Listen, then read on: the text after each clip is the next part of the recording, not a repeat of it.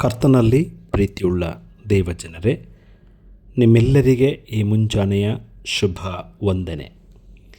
ಇವತ್ತಿಗೆ ತೆಗೆದುಕೊಂಡ ದೇವರ ವಾಕ್ಯದ ಭಾಗವು ಅದು ಯೆಶಾಯನ ಪ್ರವಾದನ ಗ್ರಂಥ 33ನೇ ಅಧ್ಯಾಯ 24ನೆಯ ವಚನ.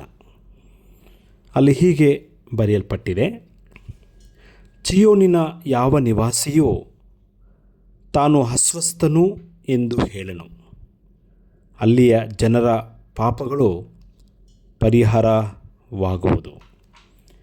ಚೀಯೋನಿನ ಯಾವ ನಿವಾಸಿಯೂ ತಾನು ಅಸ್ವಸ್ಥನು ಎಂದು ಹೇಳನು, ಅಲ್ಲಿಯ ಜನರ ಪಾಪಗಳು ಪರಿಹಾರವಾಗುವುದು. And the inhabitant will not say, I am sick. The people who dwell in it will be forgiven their iniquity. ಈ ವಾಕ್ಯ ಪರಿಚ್ಛೇದದಲ್ಲಿ ನೀತಿವಂತ ರಾಜನು ಆಳ್ವಿಕೆಯನ್ನು ನಡೆಸಿ ನೀತಿವಂತ ರಾಜ್ಯವು ಸ್ಥಾಪನೆಯಾದಾಗ ಬರುವಂತಹ ಅಂತಿಮ ಶಾಂತಿ ಮತ್ತು ಭದ್ರತೆಯಾಗಿದೆ. ಈ ವಾಕ್ಯ ಪರಿಚ್ಛೇದದಲ್ಲಿ ಚೀಯೋನಿನಲ್ಲಿರುವಂಥ ಜನರು ಶಾಂತಿ ಭದ್ರತೆಯಲ್ಲಿ ವಾಸಿಸುವರು ಎಂಬ ಭವಿಷ್ಯದ ಸಮೃದ್ಧಿಯ ದರ್ಶನವನ್ನು ಇಲ್ಲಿ ವ್ಯಾಖ್ಯಾನಿಸಲಾಗಿದೆ.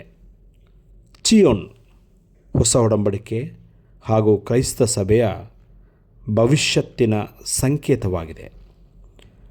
ಅಸ್ವಸ್ಥತೆ, ಸಿಕ್, ಇದು ಯಾವುದು ಕೂಡ ಇರುವುದಿಲ್ಲ. ಅಂದರೆ ನೀತಿಯ ಕ್ರಿಸ್ತನು ತನ್ನ ರಾಜ್ಯದಲ್ಲಿ ಬರುವಾಗ ರೋಗಿಗಳಿಗೆ ಸ್ವಸ್ಥತೆಯನ್ನು ಉಂಟು ಮಾಡುತ್ತಾನೆ, ಕುರುಡರಿಗೆ ಕಣ್ಣನ್ನು ನೀಡುತ್ತಾನೆ, ಕುಂಟರು ನಡೆದಾಡುತ್ತಾರೆ.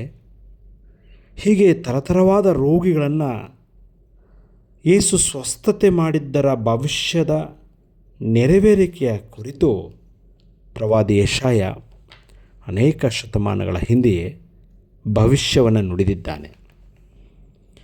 ಮೆಸ್ಸಿಯನಾದ ಕ್ರಿಸ್ತನ ಕಾರ್ಯದ ಕುರಿತು ಇಲ್ಲಿ ಮುಖ್ಯವಾಗಿ ಬರೆಯಲ್ಪಟ್ಟಿದೆ.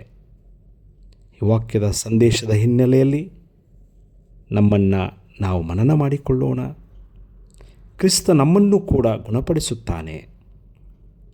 ನಿಮ್ಮಲ್ಲಿ ಎಂತಹ ಅಸೌಖ್ಯಗಳೋ ಅನಾರೋಗ್ಯಗಳು ಇದ್ದರೂ ಯೇಸು ಸ್ವಾಮಿಗೆ ಬಳಿಗೆ ಬರೋಣ. ಆತನು ತನ್ನ ಕರಗಳಿಂದ ನಮ್ಮ ದೈಹಿಕ ರೋಗಗಳನ್ನು ಮಾತ್ರವಲ್ಲ, ಪಾಪವೆಂಬ ರೋಗದಿಂದಲೂ ಕೂಡ ನಮ್ಮನ್ನು ಶುದ್ಧಿ ಮಾಡುತ್ತಾನೆ.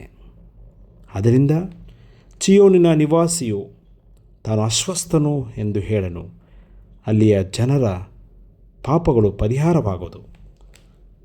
ಕ್ರಿಸ್ತನ ರಕ್ತವು ಸಕಲ ಪಾಪಗಳಿಂದ ನಮ್ಮನ್ನು ಶುದ್ಧಿ ಮಾಡಲಿ. ಆಮೆನ್. ಪ್ರಾರ್ಥನೆ ಮಾಡೋಣ. ಮನುಕುಲದ ಉದ್ಧಾರಕ್ಕಾಗಿ ಈ ಲೋಕದಲ್ಲಿ ಅವತರಿಸಿದಂಥ ಯೇಸು ಸ್ವಾಮಿಯಲ್ಲಿ ನಮ್ಮ ದೇವರೇ,